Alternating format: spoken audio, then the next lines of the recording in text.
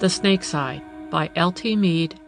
I have met with strange adventures in my time, and none perhaps queerer than the story I am just about to relate. The Crosthwaites were old friends of mine, and amongst them I had no greater favourite than the pretty Lady Pamela. She was a motherless girl of great beauty, and when first grown up, had gone through much trouble owing to an unlucky love affair. A certain Lawrence Carroll, a penniless subaltern in a line regiment, had conceived a desperate passion for her, and she for him. There had been exciting scenes, for the young people had sworn to be true to each other in spite of obstacles. Carroll was a gentleman by birth, but somewhat harum-scarum and reckless in character. He had already contracted debts to a considerable amount, and was, in the eyes of her family, no suitable match for Lady Pamela.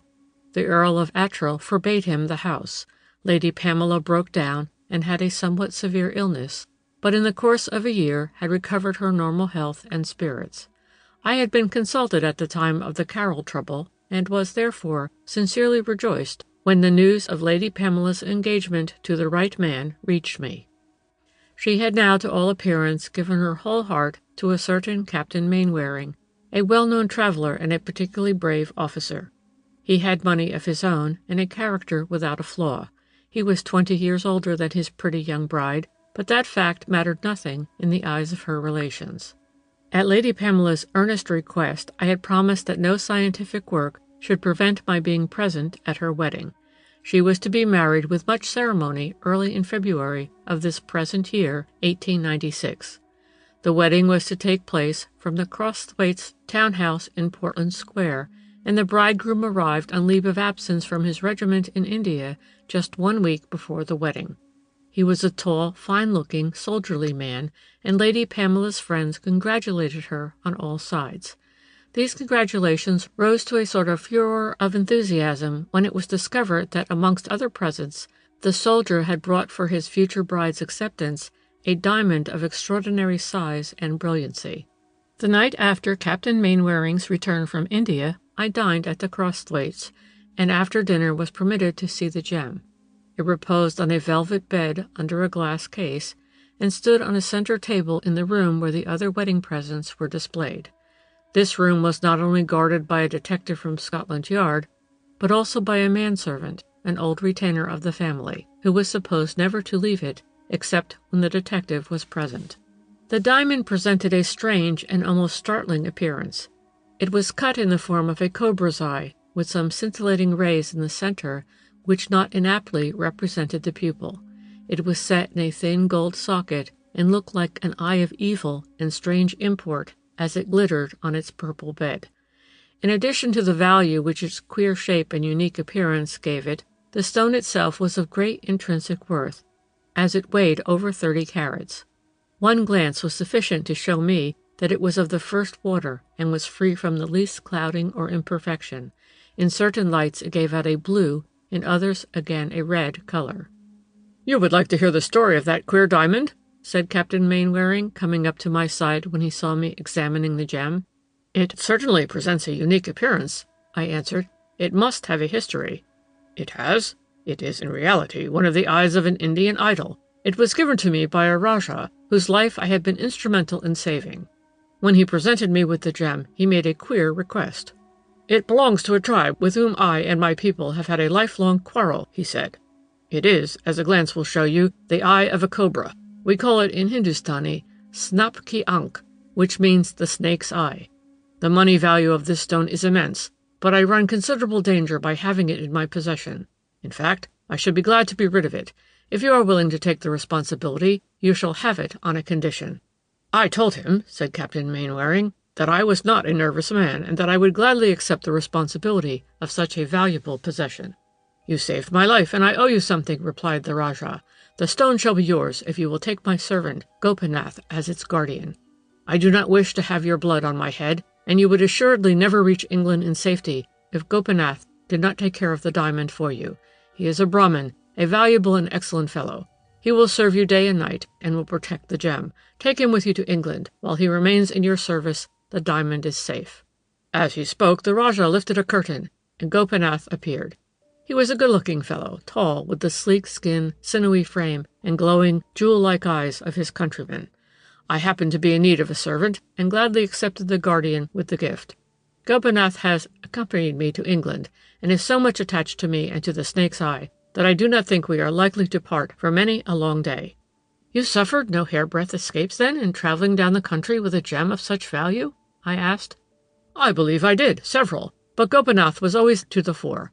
I have not the least doubt that my Brahmin stood between me and death on several occasions." Other guests now crowded round the glass case, and Mainwaring entered into a fresh description of the gem, the Rajah, and Gopinath for their benefit. I only listened with half an ear, being absorbed in contemplation of the splendid stone itself. "How do you like the idea of a Brahmin bodyguard?" I said, turning to Pamela, who came up at that moment. "Do you mean Gopinath?" she answered with a laugh. "I think him a delightful person." She turned her sparkling eyes full on my face. "I should like to see him," I said. "He is in the house. I will fetch him at once," she answered. She ran off, returning in a few moments with the Brahmin, wearing a gorgeous turban and elaborately attired in the rich colors of his country. He gave a low salaam as the young girl introduced him to me. His glittering eyes turned from her face to mine, then I saw them light upon the stone itself with a peculiar expression. A moment later he had vanished into a shady part of the room. "That gem, beautiful as it is, will be a white elephant," I said to Pamela. "Herbert means to have it reset, and I am to wear it when I go to court after the wedding," she said. "Afterwards I should like it to be sent to the bank. It would not be safe to have such a treasure in one's house." "Certainly not," I replied. "That is, unless you intend to keep Gopinath." "Oh, I don't know about that. He is certain to wish to return to India. I don't suppose, either, that I shall often wear the stone. It is too magnificent, and there is something about it which frightens me." "I should regard this stone more as representing monetary value than as an ornament to wear," I said. "It is really almost too big, and, as you say, looks too like the eye of a cobra to be a really comfortable ornament." "It is that which gives it its value," said Captain Mainwaring, who now joined us. "I don't think, after all, Pamela, that we ought to change the setting. A gem like that is a possession. It must be a family heirloom, eh?" As the soldier spoke, he gave an affectionate glance at the pretty girl who was so soon to be his wife. Her eyes met his for an instant, then she looked towards the door. In a moment the whole expression of her face altered. It grew white, and she clutched hold of the nearest chair as if to support herself. A lady came up to speak to Captain Mainwaring, who turned to reply to her courteously.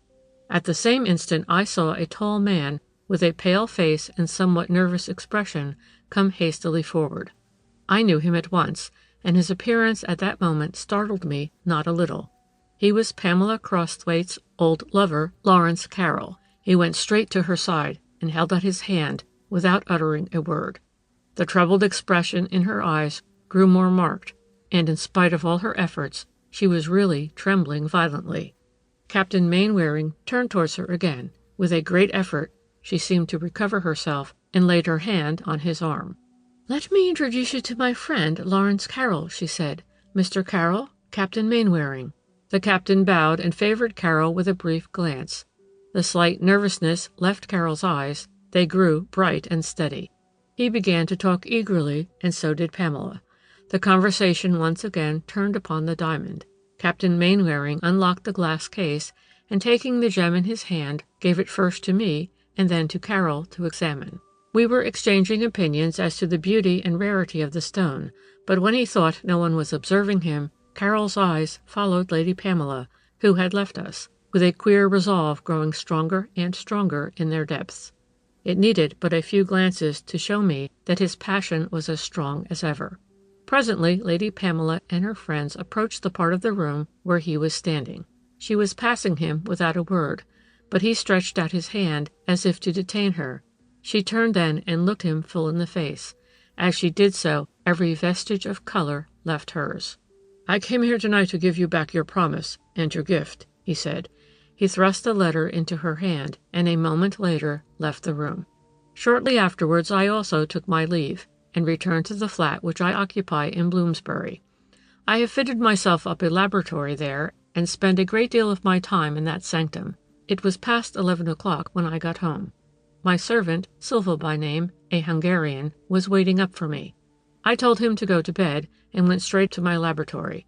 I was making certain experiments of an interesting nature, and in particular was anxiously developing some photographs which I had just taken by means of the Röntgen rays. The new discovery was now the craze of the whole scientific world, and I, of course, with other men of science, was bitten with it. I had several vacuum tubes by me, and all the necessary apparatus for making the rays. My impression was that the new discovery would make rapid strides, and would be of immense importance to medical science. I had just retired into my dark room to develop some photographs when there came a ring at the front door. It was late for a visitor to call, and I went out in some surprise to ascertain what could be the matter. Silva had not yet gone to bed. He opened the door, ushered someone in, and then came to me. "Mr. Carroll, sir. He would like to see you for a few moments." "Carroll!" I exclaimed. "And at this hour? Where have you shown him?" "Into the laboratory," answered Silva. "I will go to him," I replied. "Do not sit up. I can let Mr. Carroll out myself." I returned to my laboratory. Carroll was standing where the full rays of the electric light fell on his face. He looked cadaverous. His cheeks were hollow. His eyes had a disturbed and glassy expression. When I entered the room, I saw that he had taken up some proofs of mine which lay on a table near. They had been sent to me from the medical paper for which I constantly write. When he heard my step, he threw down the sheets and came forward to meet me. "I do not apologize for calling at so late an hour," he said, "for my business is of great importance. By the way, that article on poison is full of interest. Is it for a medical journal?" "It is for a forthcoming number of the Lancet," I replied. Then I added, "But the subject would scarcely interest you." "It happens to interest me immensely," answered Carroll. "It is about a strange poison." "It is, one of the most dangerous known. As you have read some of my description, I will tell you how I happened to write the paper. I am much interested just now in the Röntgen rays, and make many experiments with the new light. A few days ago, while experimenting with ferrocyanide of potassium, I accidentally found that I had evolved as a byproduct that most dangerous drug, anhydrous hydrocyanic acid. The article, a proof of which you have just looked over, is written with a view to show the danger which I myself or anyone else, forgetful of this fact, might unknowingly run. There is, as I said just now, no more dangerous poison known.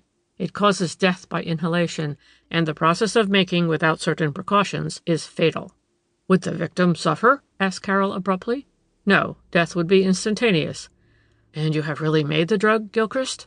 "Yes, a few days ago, entirely by accident, as my article explains." "Well, the subject is interesting," said Carroll. He sank into the nearest chair as he spoke.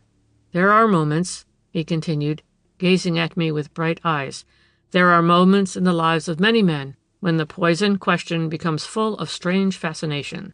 "I hope such a moment may never come into your life," I said, favoring him with an earnest glance. His eyes avoided mine. He locked his thin hands tightly together. "Now to turn to my own business," he said. "I do not apologize for this late visit. My state of mind and my circumstances are beyond mere apology. I have come here tonight, Gilchrist, to ask your advice." "My dear fellow, you are heartily welcome to it," I answered. "You see before you the most wretched dog in all Christendom." "Oh, come," I said, "matters cannot be as bad as that. You have heard all about Lady Pamela and myself?" "Yes, Carroll, I know that story. I need not say that I pity you. You are going through a rough time just at present, but believe me—" "I can scarcely listen to ordinary consolations just now," he replied, breaking in abruptly on my well-meaning speech. "I had better come to facts at once. I do not intend that marriage to take place." "What do you mean?" "Pamela Crosthwaite is not to marry Captain Mainwaring." "You must be mad!" I exclaimed. "How can you possibly prevent the marriage?" He laughed in a troubled sort of way. "I have put a cog in the wheel of that confounded captain's prosperity tonight," he said. "I gave Pamela a letter which will at least ensure her having a bad night." "You did very wrong." "I do not agree with you. I wish to save her from the greatest misery any woman can know. Marriage is, at best, an awful thing. To be married to the wrong man is torture." "What have you come to see me about?" I asked after a pause. "Because it is necessary for me to speak to someone, and you are an old friend of the family. You are also a good sort of fellow all round, and have helped other men out of scrapes before now. Lord Attrill would be sure to listen to any words you were good enough to say to him. Gilchrist, I want you to do me a favor. I want you to go to him tomorrow morning in order to plead my case once again." "You must be ill, Carroll," I said. How can I possibly interfere at the 11th hour? The wedding is to take place on Thursday. Do you suppose for any plea of mine Lord Attrill would permit his daughter to break her word to Captain Mainwaring? He might, if the truth were put straight before him, answered Carroll. Lady Pamela loves me. She does not love Mainwaring. You have no right to say anything of that sort. I have every right, for it is true. Did you not notice her face when she saw me tonight? I was silent. I had certainly noticed the changing color, the misery which clouded the beautiful eyes. After a pause, I spoke. I must say some very plain words to you, I began. You are not acting in a manly way. It is true that Lady Pamela was at one time attached to you. Her people did not approve of you for her. She was very young, and not supposed to know her own mind. She suffered at the time, but has now got over her troubles. A man in all respects worthy of her has come forward, and if you only have half the courage you ought to have, you will leave her alone to marry him happily the day after tomorrow.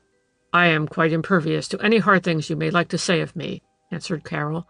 My mind is absolutely made up. Either the marriage between Lady Pamela and Captain Mainwaring is broken off, or I commit suicide. Oh, folly, I retorted, starting to my feet. I am ashamed even to listen to you.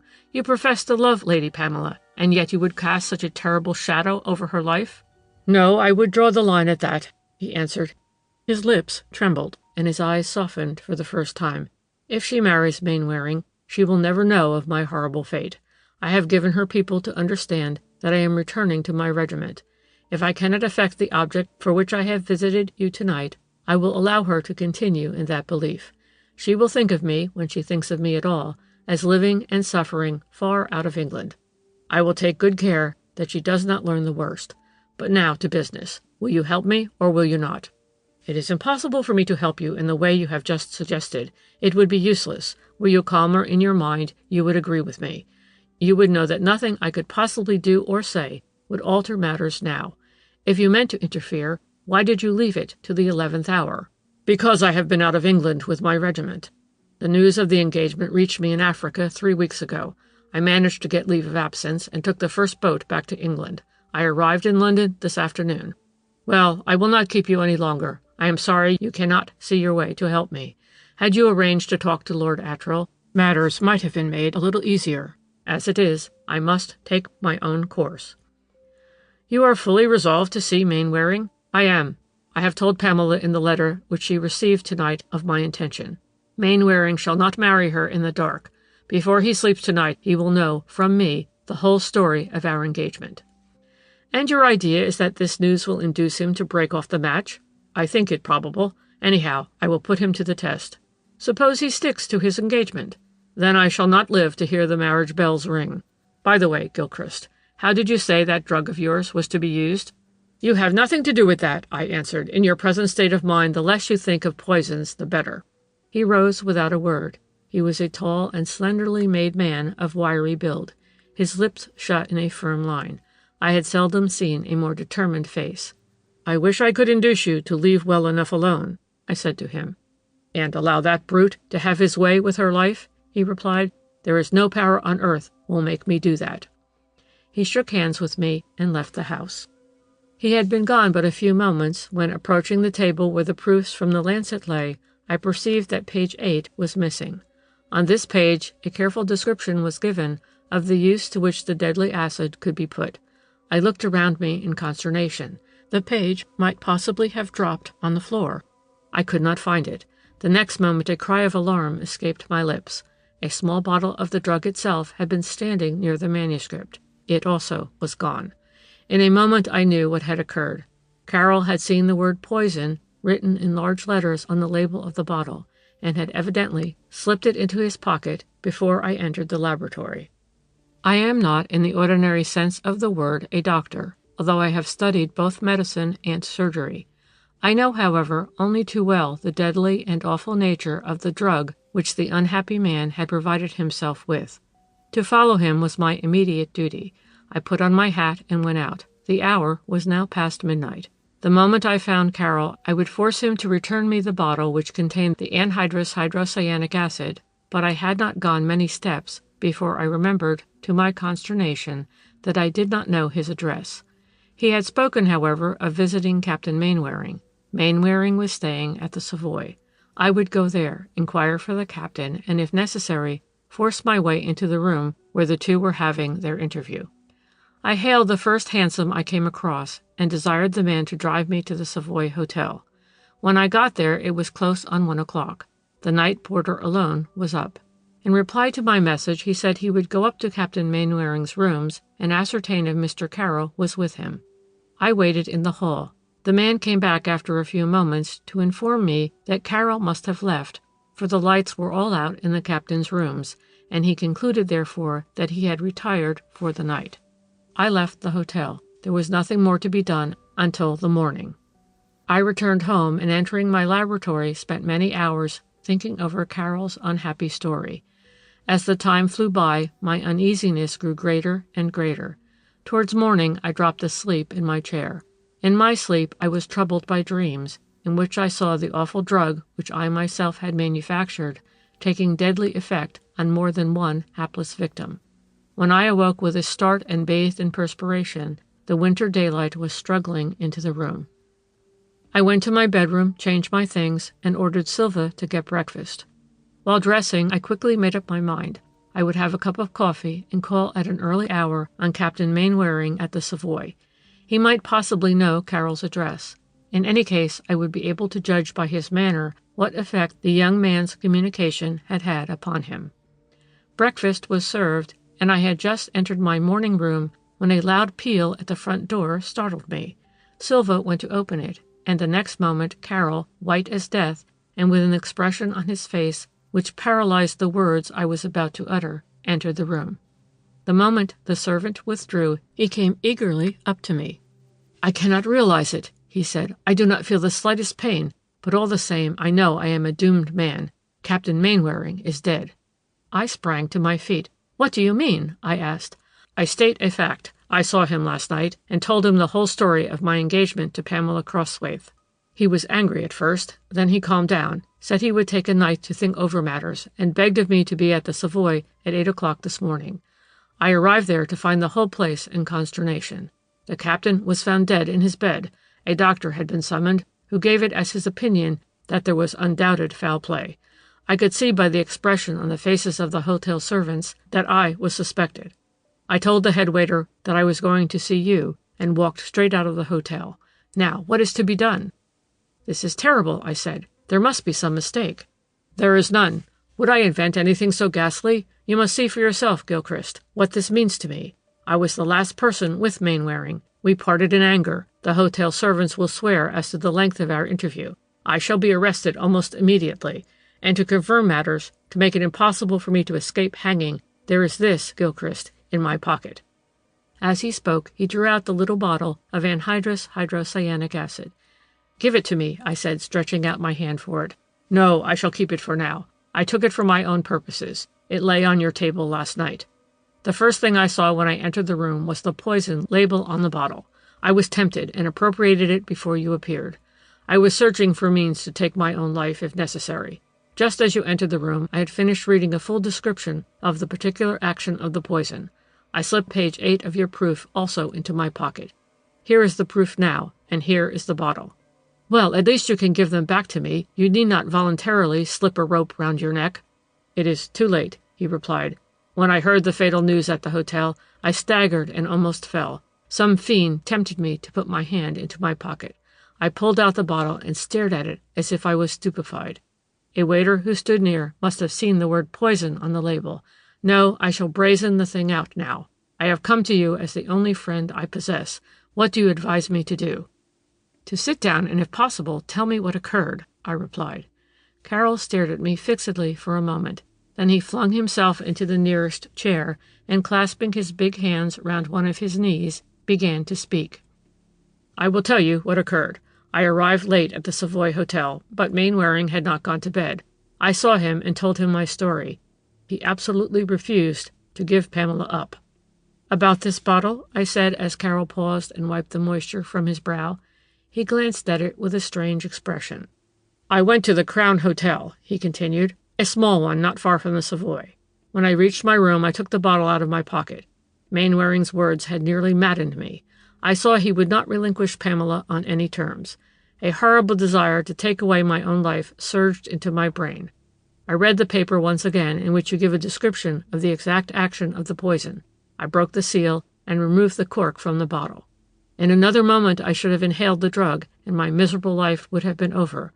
But in that instant, terror, as cowardly and complete as my former mad passion, filled me. I dreaded death as much as a moment before I had longed for it. I put the cork back into the bottle and thrust it into my pocket. Now, that is all. What do you advise me to do? I was just about to speak when a ring at the front door interrupted my words. The next instant a couple of police officers, accompanied by Lord Attrill, entered the room. One of the men went straight up to Carroll. "Is your name Lawrence Carroll?" he asked. "It is," replied the young man. "Then I hold a warrant for your arrest on suspicion of having murdered Captain Mainwaring at the Savoy Hotel last night." Now that the blow had really come, Carroll was quiet enough. "I will go with you, of course," he said, "but I wish to say at once that I am perfectly innocent." "The less you say the better for your own sake just now, sir," replied the man. "It is my duty to take you, and of course I am sorry. But the quieter you come, the better." Carroll held out his hand to me. He did not even glance at Lord Attrill, who on his part took not the least notice of him. A moment later I found myself alone with the old Earl. "The scoundrel!" he cried when the door had closed behind Carroll and the police officers. "I wonder you allow such a fellow to visit you, Gilchrist. Well, this is a nice state of affairs. The only thing left to me in life is the pleasure of seeing that fellow get the fate he deserves." "He is innocent, Attrill," I said. "Before God I am speaking the simple truth. Carroll has no more committed murder than I have." Lord Attrill favored me with a queer smile. "Well," he said, "I suppose you will stick to your opinion, although you must not expect me to share it. By the way, this fearful news has upset my poor child to a terrible degree. She begged of me to ask you to call and see her. Will you come with me now?" "Of course I will," I replied. I put on my hat, and Lord Attrill and I left the house. We took a hansom and drove direct to Portland Square. All preparations for the wedding had been of course abandoned, and the big house presented a curious spectacle. Waiters and upholsterers were quickly taking down the wedding decorations and removing all traces of the coming festival. A door at the further end of the wide hall stood open, and Lord Attrill and I went straight in that direction when we entered the house. The next moment we found ourselves in the room where Lady Pamela's wedding presents were still on view. The table with the glass case stood in the center of the room. A purple cushion lay inside the case, but the diamond was gone. "Ah," said Lord Attrill, noticing the direction of my eyes. "Poor Mainwaring had a queer fad about that stone. He brought it here every morning, but insisted on taking charge of it himself at night. By the way, under existing circumstances, it will not be safe to leave it at the hotel. I had better go at once and fetch it." He had scarcely said the words before a door at the farther end of the room was opened, and the Indian servant, Gopinath, glided in. His noiseless entrance might scarcely have been noticed by either of us, but the moment he saw us, he made a queer sort of cry, which seemed to come from some unknown depths, and rushing forward, flung himself at our feet. "Sanapki Ankh is stolen," he gasped. "I have found the empty case." He held up the morocco case in both hands. Lord Attrill seized it. "What do you mean?" he said. "Get up, fellow. What have you discovered?" "The cobra's eye is gone," repeated the man. "I found the case empty, as you see it, under my master's pillow. I have brought it here. Mainwaring Sahib must have been assassinated by the thief who stole the gem." Lord Attrill's excitement on hearing these tidings was extreme. "This, indeed, gives a motive for the murder," he said. "Gilchrist, I must leave you. Gopinath, come with me at once." The Earl and the Indian servant left the room together. The moment they did so, I turned and rang the bell. A footman appeared. "Have the goodness to tell Lady Pamela that I am here," I said. "Ask her if I can do anything for her." The man withdrew silently. He came back after a very few moments. "Lady Pamela wishes to see you at once, sir," he said. "Will you follow me?" He led me upstairs, and the next moment I found myself in a pretty boudoir, the rose-colored blinds of which were down. A girl in white glided eagerly forward. She stretched out both her hands and grasped mine with frantic force. "Do not begin to pity me," she said. "I feel no sorrow for Captain Mainwaring's fearful end. Oh, I know it is horrible of me, but I must tell you the truth. He loved me, and they say he has been murdered. As far as he is concerned, I only feel stunned. You will hate me for it, I know, but all my sufferings are for Lawrence Carroll." "Sit down," I said to her. "This terrible event has upset you. Try to be more calm."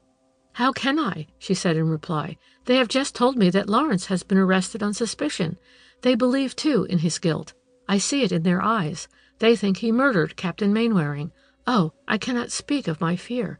A bottle of poison was found in Lawrence's pocket. They tell me you know something about that."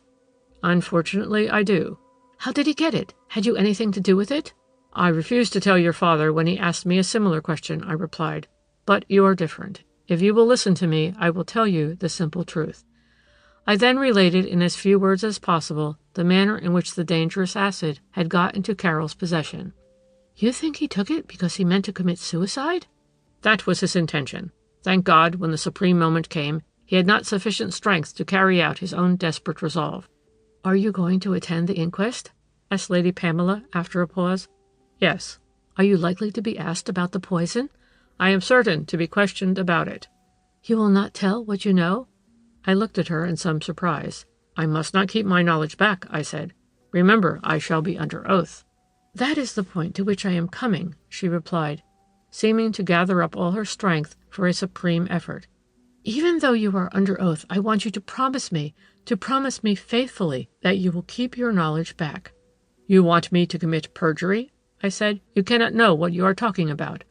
"Yes, I do know," she replied. Here she flung herself on her knees at my feet. "What does perjury matter? He will be hanged if you speak the truth." "Get up," I said, taking her hand. I led her to a sofa which stood near. "Promise to conceal your knowledge." "Let me speak to you quietly, Lady Pamela. Your fears run away with you. The way to do Carroll a real kindness is to clear him." "But what if he cannot be cleared?" "What do you mean?" "I cannot help it," she gasped. "I fear the worst. He was desperate. The letter he wrote to me told me that. I ought never to have given him up. I never really loved Captain Mainwaring. Oh, anything might have happened under such terrible, terrible circumstances." "You must listen to me quietly," I interrupted. "You did not speak to Carroll last night as I did. You did not see him this morning as I did again. Had you done so, the fears which now haunt you would not have arisen. That he is a desperate and despairing man, I fully admit. But, Lady Pamela, he is not a murderer." "You comfort me in spite of myself," she sighed. The look of agony partly left her eyes. She wiped the moisture from her brow. "I would not tell you this if I did not believe it," I said. "Now I must revert to something else. Do you know that the diamond is missing?" "What?" she cried. "The snake's eye?" "Yes, it has been stolen. Gopinath has just come to the house with the news. Your father has gone away with him. That fact alone seems to me conclusively to prove Carroll's innocence. The person who stole the diamond was undoubtedly the one who committed the murder. Now, it was not money Carroll needed. The diamond would not, in such a moment of his life, have been of the slightest value to him." Lady Pamela listened to me with flaming cheeks and bright eyes. The fact that the snake's eye was missing gave her the greatest consolation. I had to leave her soon afterwards, but promised to return when I had any news to convey. The inquest was held at an early hour the following morning. I was, of course, obliged to be present.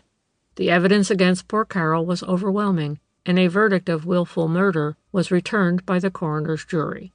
Carroll was locked up to await his examination before the magistrate, and the Crosthwaite family were all plunged into the deepest gloom.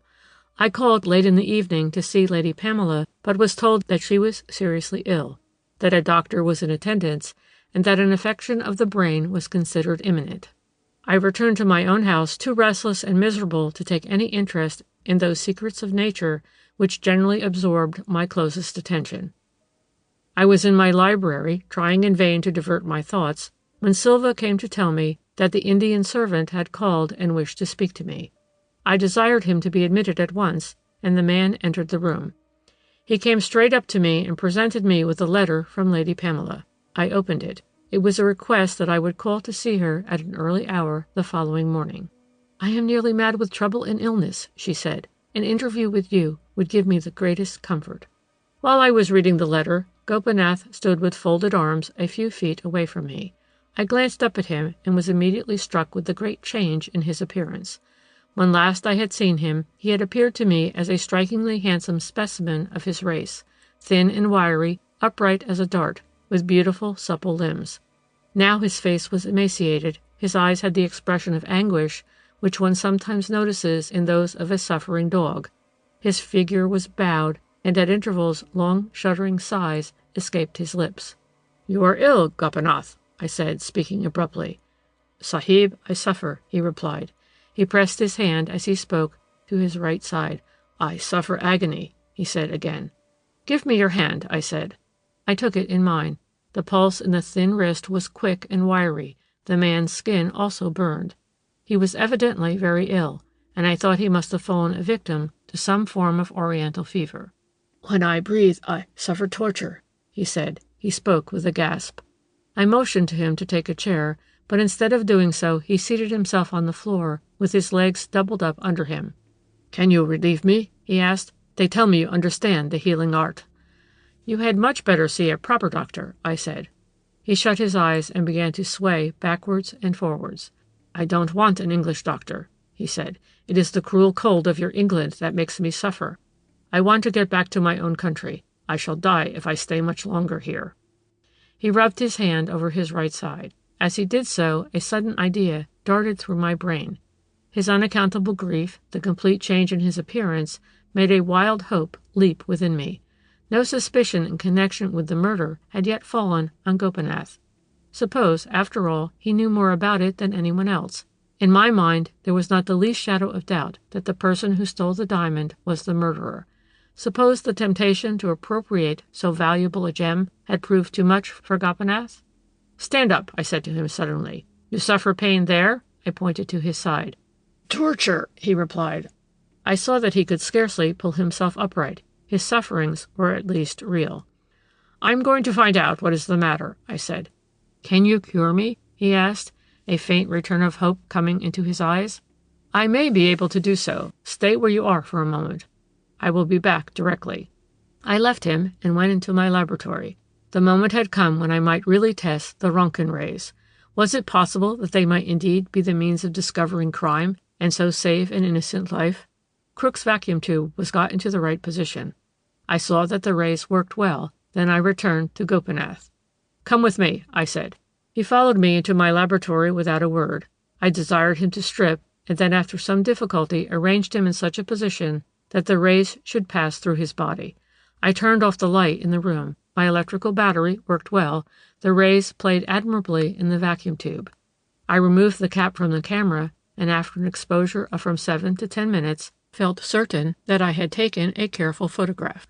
"That will do," I said to the black man. I led him back to my library. "I have taken a photograph of you," I said to him, "which may show me the seat of your malady. When I have developed it, I will come back to you." I returned to my darkroom and quickly developed the plate. When I had done so and really saw what the mysterious X-rays had produced, I could scarcely restrain a loud and joyful exclamation. The skeleton of the wiry Brahmin was distinctly visible, and just below the region of the ileocecal valve, a foreign substance about the size of the snake's eye was seen. I had not the least doubt, from its peculiar shape, that I was looking at the gold socket of the cobra's eye, the diamond itself being probably not impervious to the X-rays. Men of Gopinath's nationality had swallowed precious stones before now. This was not the first time in the annals of history that the human body had been made a hiding place for theft. I returned to the sick man, told him that I had found out what was the matter with him and might possibly give him relief before long. He was in such a state of agony that he scarcely listened to my words, and evidently suspected nothing. I then left the house and returned in a short time with Lord Attrill and a very clever doctor of the name of Sims. I showed my photograph to both these gentlemen, and their astonishment was beyond all bounds. "The wretched man is suffering from peritonitis," said the doctor, giving a careful glance at the well-marked obstruction revealed in the photograph. "Of course, the first thing is to remove that substance, whatever it is, but I doubt if he can stand it. If that cannot be done almost immediately, he will not recover." "The most important matter of all is to wring a confession from him," said Lord Attrill. "Well, come with me now, both of you," I said.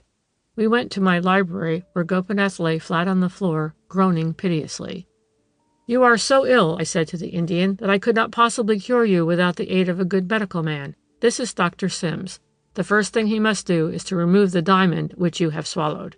His dark eyes, glowing like jewels, were fixed on my face. It did not even occur to him to deny my accusation. "Is there any hope that I shall recover?" he asked. "None whatever, unless the diamond is removed. Now tell us by what means you murdered Captain Mainwaring." "With a drug known only to my people. But I will not reveal that secret. I brought the poison all the way from India, and only waited my chance. On the night that I saw Mainwaring Sahib talking to the young English Sahib, I thought the hour had come. I always meant to recover the stone. The Snapki Ankh was the eye of one of our gods, and his curse was on me unless I brought it back.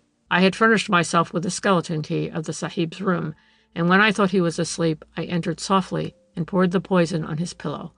I knew well that it would kill him in a moment. I saw him breathe his last, and when he was quite dead, I slipped the case from under his pillow and took the eye.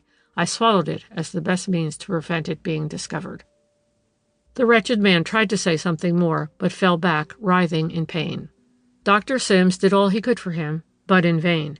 Gopinath died at an early hour the following morning. After death, it was easy to remove the cobra's eye, and the case against Lawrence Carroll naturally fell through. Lady Pamela left England about a month ago, and is said to be slowly but surely recovering her health. Carroll is still in England.